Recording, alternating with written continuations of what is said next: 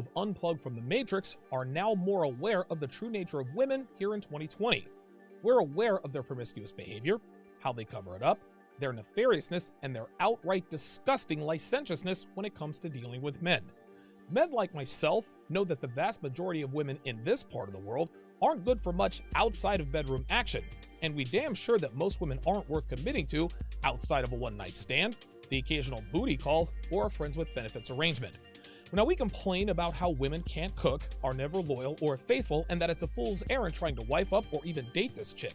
But for the number of women who aren't worth committing to, there are also a lot of guys out there who aren't worth committing to. Yes, we talk about the bad investments most females are these days, but if we're going to keep it 100, a lot of guys aren't worth anything to write home about either. Men talk all this noise about how they require their women to be attractive, know how to cook, have a kind disposition, and remain faithful. The problem is, most of these men making these demands are out of shape, can barely take care of themselves, and are terrible with money. If a man wants a quality woman, he's got to have himself together first. You cannot buy something if you do not have the money. It's a simple exchange. Well, if you want a good woman, you've got to be a high-value male. And becoming a high-value male starts with two basics. Number one, getting and staying into shape. And number two, getting your financial house in order. Without those two basic elements squared away, you're just like the 95% of guys who simp for single mothers. Guys who cape up for sexually indiscriminate women. But because more men want to be in relationships than men who are actually worth committing to, women predictably decided to shack up with the best of the worst while she searches for a higher value male. And guess what? A lot of times, they do end up finding that man. But when they do, they never go and tell their boyfriends or husbands, hey, I'm in love with this guy at work. His name is Kevin. He's in the sales department and I want to break up with you to be with him. Not even close. What she does is she cheats on you with Kevin for a while. And when she thinks that Kevin wants to be with her, or that Kevin will at the very least sleep with her regularly, only then will she break up with you, and even then she will never tell you that it's over. Instead, she'll tell you things like, we should start seeing other people, or we should take a break, or my favorite, I need space. Then when you find out she's seeing someone the very next day, it becomes obvious to you that she was sleeping with that guy long before she ever told you, we need to talk. So now you're thinking to yourself, well, goddamn, this is the third straight girl who's cheated on me. Women ain't bleep. And you know what? You'd be right. But there are a few reasons you may not be aware of as to why you keep getting cheated on. You could be in great shape and be financially responsible. Hell, you may even have a good working knowledge as to how women work and what makes them tick. But guess what? So do a lot of other men, but their women are still running around on them too. So now the question becomes, why do women keep cheating on me other than the obvious factors such as the girl power movement, promiscuity, and lack of accountability or desire to be in a monogamous committed relationship? What exactly is it that I am doing or not doing that causes these women to step out on me? Well, if you're one of those guys asking yourself this question right now, you're in luck because your Uncle Donovan is going to give you 5 reasons your girlfriends keep taking the D on the side while you're at home or at work waiting for her to call or text. Number 1, you're non-confrontational, which is a nice way of saying that you're a coward. Most people don't like confrontation, myself included. But just because I dislike confrontation doesn't mean I don't realize that it is sometimes a necessary part of life.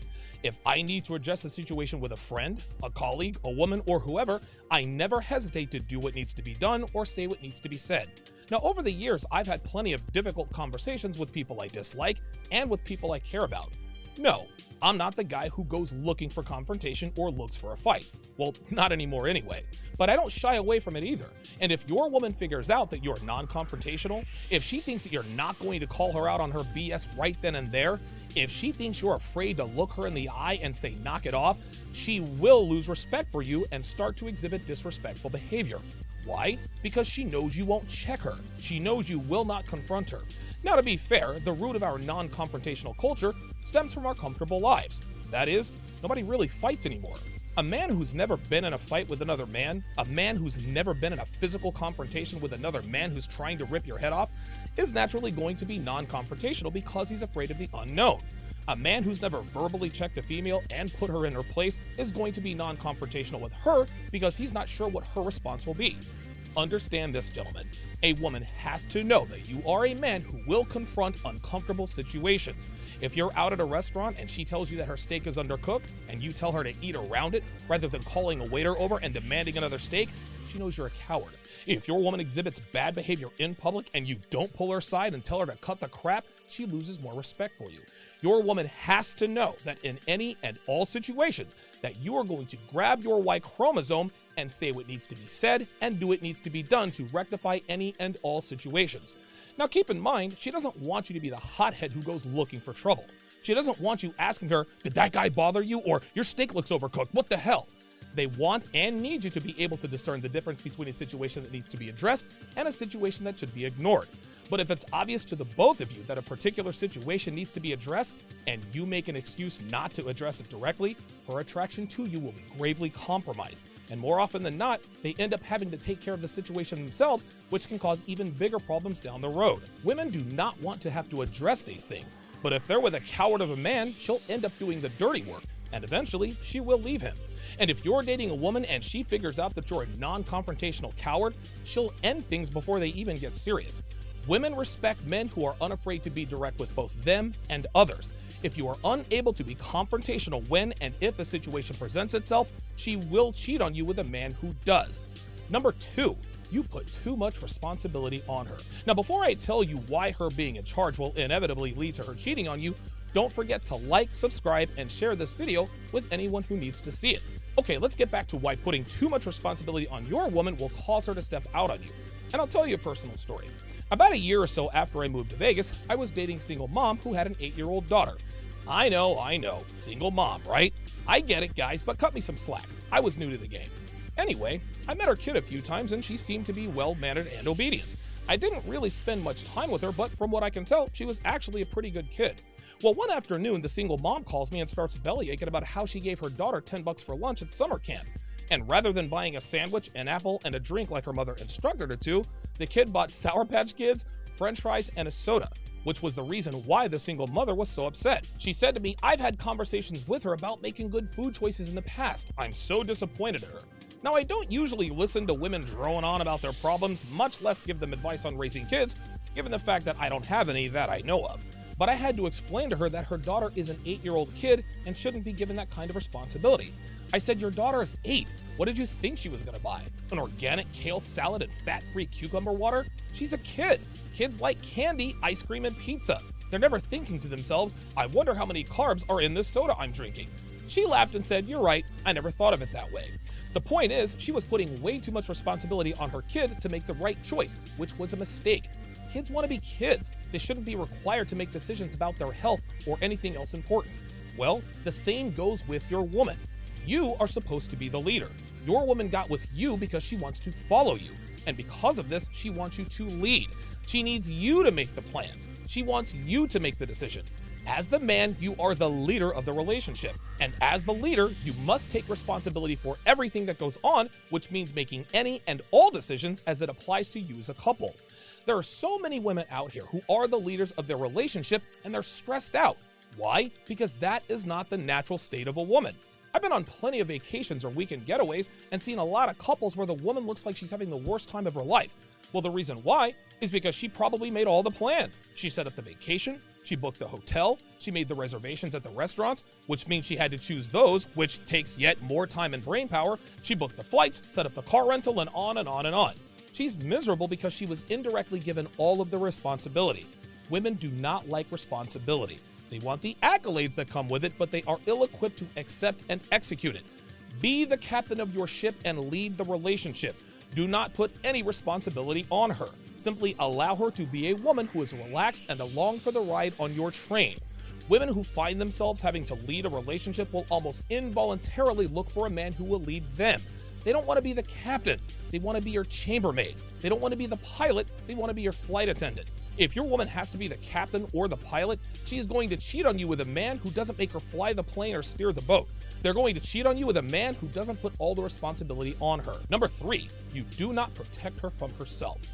Women are safer than they've ever been in history here in 2020. If any harm were to befall them, it is a rarity indeed. There are laws set up to protect women from any and all perils of the outside world.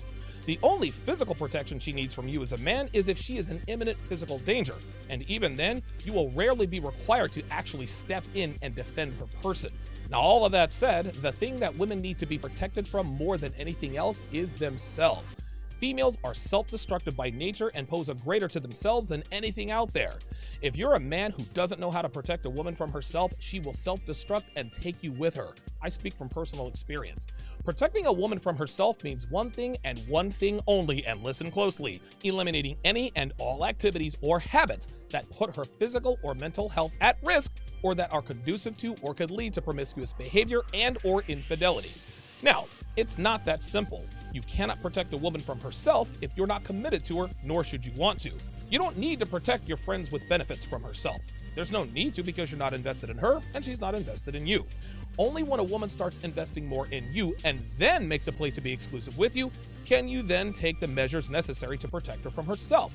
So when she asks you, "Where is this going?" or gives you any indication that she wants your relationship to be exclusive, then you can tell her what's necessary to be in a relationship of consequence with you. Things like giving you access to her phone, no more girls' nights out, checking in on command, eliminating ties with ex-boyfriends, ex-flings, ex-bed buddies, etc. Again, any situation or circumstance that could lead to cheating or could be hazardous to her health. Now, keep in mind that if you directly express these requirements the first time she angles for a relationship, it's gonna fall flat. Instead, you need to tell her you don't want to be in a relationship with a guy like me and leave it at that. If she asks you why, either change the subject or tell her you're not going to talk about this anymore. Sidestepping this situation one or two more times and then letting her know what it takes to be in a relationship with you will have much more impact and will let you know exactly how much she really wants to be with you. I discussed this step-by-step process at length in this video. Now at this point, a lot of you guys ask me, well, what if she says fine, but only if you do these things too? Well, the answer to that is simple. If she demands the same from you or tries to negotiate, this means one or both of these things. Number one, you didn't sidestep her attempt at locking you down at least twice, as I just discussed.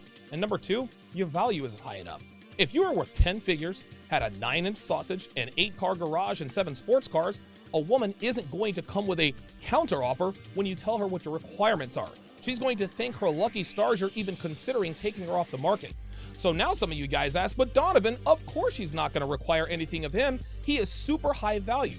And that's exactly the point, guys. If your value is high enough, women will fall in without trying to negotiate terms with you. You don't have to be rich to be high value, guys. So anybody who says, well, just be good looking and rich and you'll be high value, women will never cheat, is using that as an excuse not to improve himself enough to make him an investable commodity. It's like the girl who says, well, guys just want perfect 10s as an excuse to eat crap all day and never go to the gym to increase her own value. So miss me with that rich, ripped men get all the girls, because you're being lazy under the guise of pragmatism. Guys like this like to use the lazy man's anthem, the juice isn't worth the squeeze. My question to those guys is, how would you know if you've never had the juice? You see, these guys want the juice, but they're not willing to put in the work, so they pretend not to want it. If a woman wants to be with you bad enough, she'll do whatever it takes to earn and keep your trust. My girlfriend never hesitated to do these things when we talked about the possibility of a long-term relationship. Why? Because she really wanted to be with me and her actions made it very obvious. If a woman allows you to protect her from herself, which again means eliminating any and all situations or circumstances that could lead to suspicion, mistrust, or cheating, then she really wants to be with you. It's that simple. A while back, I talked about 8 things that women should do to build ironclad trust with men of value in an effort to gain a long-term commitment from him. It's also a de facto guide on how to keep tabs on your woman to make sure she is where she is and doing what she's supposed to be doing. This list is a part of my 5-part, 7-hour audio course, How to Build a Quality Woman from the Ground Up. Anyway, most men don't have the stones to implement these techniques, and most women would find it laughable to volunteer this level of transparency to any man. But if his value is high enough, she is willing to do whatever it takes to be with him, which means, to bring it back around here, allowing him to protect her from herself. And it starts with being unafraid to enforce these mandates. If you do not, it is only a matter of time before your woman steps out on you. Count on it. Number 4, you're a male banana gobbler. No, not in the way you're thinking.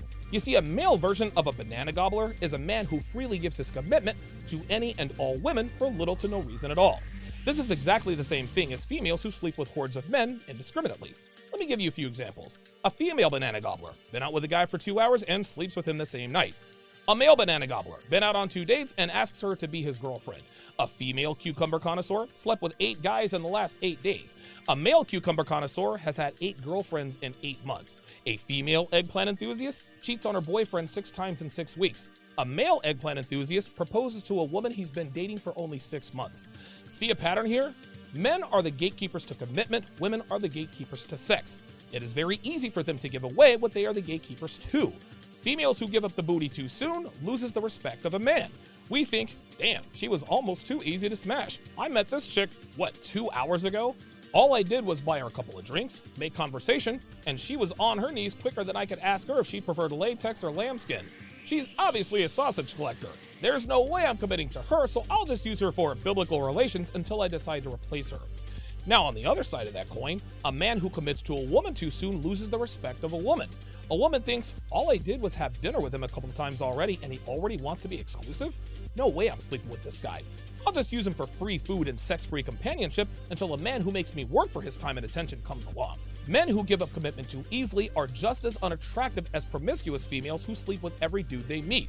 It is very easy for them to do so, which is why they're shamed for it. Women only value what they are required to work for, and if you are ready to put a ring on it after just a few months, she'll see you as a male banana gobbler and cheat on you with a man who makes her earn his commitment. Number 5, you are still plugged into the Matrix. Even though you watch podcasts like TSR Primetime and Fresh and Fit and are starting to understand the true nature of women, you're secretly holding on to concepts like not all women are like that your woman should love you for who you are, or any other romantic comedy or Disney fantasy you've claimed to see the light on. No matter how well you think you hide it, guys, women will eventually sniff it out. And when this happens, she'll be up under another dude before you even get a chance to kiss her. Women have positively zero respect for men who do not know or understand how to handle them. They have no respect for men who worship them or show an ineptitude in dealing with their emotional shenanigans. They do not respect men who want to give them the world after the first time they sleep with them. Renouncing your sapphire tablet ways verbally, that's one thing. It is quite another to actually do it in real life. And do not kid yourself. Women have a supernatural ability to detect even trace amounts of incongruity. If you're a 95%er posing as someone who's got 5% awareness, she will run circles around you and drain you of your time, your finances, and sanity, and never have to get naked for you even one time. At the end of the day, you can talk all you want to about what women are and what women aren't. You can talk about how promiscuous they are, how terrible they are, and everything in between. You can list all the things you require in a woman before you commit to her and know that few women will measure up, and that's perfectly okay. We must have standards as men. But if you are a non-confrontational coward who puts too much responsibility on your girl, has no idea nor the stones to protect her from destroying herself with drugs and cucumbers, commit to her too soon, and secretly still plugged in the Matrix, you're going to continue to get cheated on by every single female you commit to. Get thousands of hours of content not found anywhere on patreon.com/Donovan Sharpe. Link in description.